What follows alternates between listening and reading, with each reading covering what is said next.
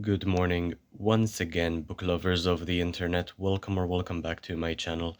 I am BookNerd802, and in this video I am going to be showing you some more books I bought during my trip to Wales. This is now part 2. There will probably be a part 3 as well. I've been buying books left, right, and center these past couple of days.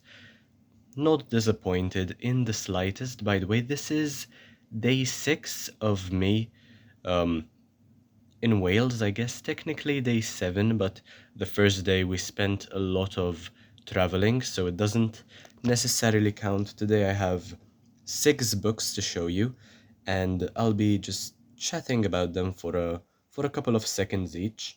The first book is called The Bunker Diary by Kevin Brooks. I bought this one during my trip to Chester from the Waterstones establishment there. Now, this one is basically about this character who finds himself um, in a room apparently, and there is somebody who has trapped him and is trying to give him a heart attack, basically frightening him to death. I can't believe I fell for it. It was still dark when I woke up this morning. As soon as my eyes opened, I knew where I was. A low-ceilinged rectangular building made entirely of whitewashed concrete. There are 6 little rooms along the main corridor. There are no windows, no doors. The lift is the only way in or out. What's he going to do to me? What am I going to do?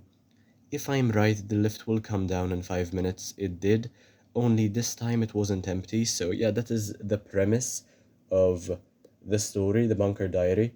This guy just wakes up or finds himself in this building, and um, he doesn't really know what is going to happen to him, basically. Next, I have some horror books because I went online. Um, Searched for some good horror books, and lo and behold, the Waterstones here in London, they carried all the books I needed, really. That is not something that you would be able to do in Malta. So, first, I have this one called We Have Always Lived in the Castle by Shirley Jackson. This was written a while back, several decades ago, to my knowledge. Living in the Blackwood family home with only her sister Constance and her uncle Julian for company, Mericat just wants to preserve their delicate way of life, but ever since Constance was acquitted of murdering the rest of the family, the world isn't leaving the Blackwoods alone, and when cousin Charles arrives armed with overtures of friendship and the desperate need to get into the safe, Mericat must do everything in her power to protect the remaining family. So yeah, that is basically what that is about. Just character protecting her family and murder as well. Then I have one called The Only Good Indians. This one is by Stephen Graham Jones. What intrigued me the most was the title, of course. I mean, there are about 1.5 billion Indian people in the world, so The Only Good Indians, I suppose. Um, really intrigued me as a title. And we have 10 years ago, Ricky, Gabe, Lewis, and Cassidy shot some elk. It happens every year, it's been happening forever, it's the way it's always been. But this time it's different. Now, a decade later, these men are being stalked themselves, hunted, bound to their heritage, bound by society, and trapped in the endless expanses of the landscape. These men and their children must face the ferocious spirit that is coming for them, one at a time. So yeah, The Only Good Indians charts nature's revenge on a lost generation that maybe never had a chance, cleaved to their heritage. These parents, husbands, sons, and Indians, these men must fight their demon on the fringes of a society that has no place for them. So yeah, I mean, this book seems to be extremely interesting because the tides are going to turn, so are the tables. Next, I have this book called The Ministry of Time by Calliane Bradley. Hopefully, I said that properly. Um, I am a big fan of time travel in general, and shout out to my dad if you're watching, especially. Thank you for buying this for me. So yeah, I mean, the main premise is that a civil servant is offered a lucrative job in a mysterious new government ministry, gathering experts from across history to test whether time travel is feasible. Now, this book um, has several different versions. The spines all have a different color. Some of them are blue, others are yellow, others are pink. And I asked my dad to pick a color, and he went with orange. And I do kind of love bright orange myself, so I think it was a good choice. I went with it as well. Must have something to do with the story, the fact that there are so many different spines. Perhaps it's also a marketing ploy. Next is this book. I also made an Instagram post about it called The Lost Gifts of the Universe by Riley August.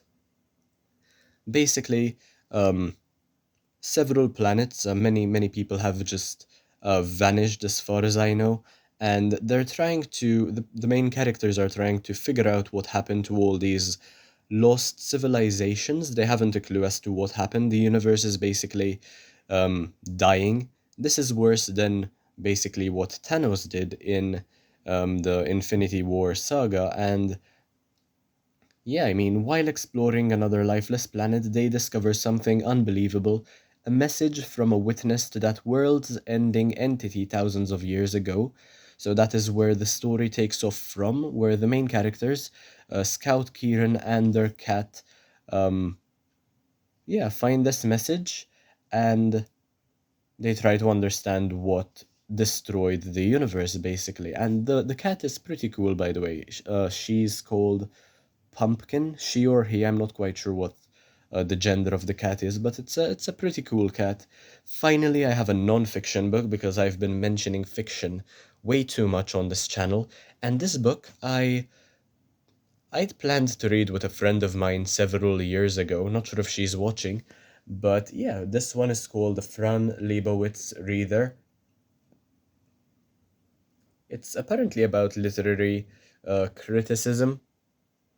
She is a very popular person. So, yeah, contrary to what many of you might imagine, a career in letters is not without its drawbacks, chief among them the unpleasant fact that one is frequently called upon to actually sit down and write. As a very sarcastic person myself, I think Fran Lebowitz would give me a run for my money. She is probably one of the funniest women I know. Um, Based on what I've seen of her online. And yeah, I look forward to reading what she has to say as well. But yeah, those were the 7 books I wanted to show you in this second Wales book haul. If you enjoyed the video, make sure to leave a like, comment, share, subscribe. Take a look at the rest of my content because why not? It's absolutely amazing, and I'll see you in the next one, hopefully very soon. I mean, I've been doing a lot of buying books and very little reading books, but hopefully the tides will turn there as well. There are several books that shouldn't take me too long to finish once I'm back home. I also don't have my laptop with me here, so it's quite challenging for me to write reviews on Goodreads, so please bear with me until I'm back. But yeah, the book content will not cease. So yeah, thanks for watching, and I'll hopefully see you very soon. Bye, guys.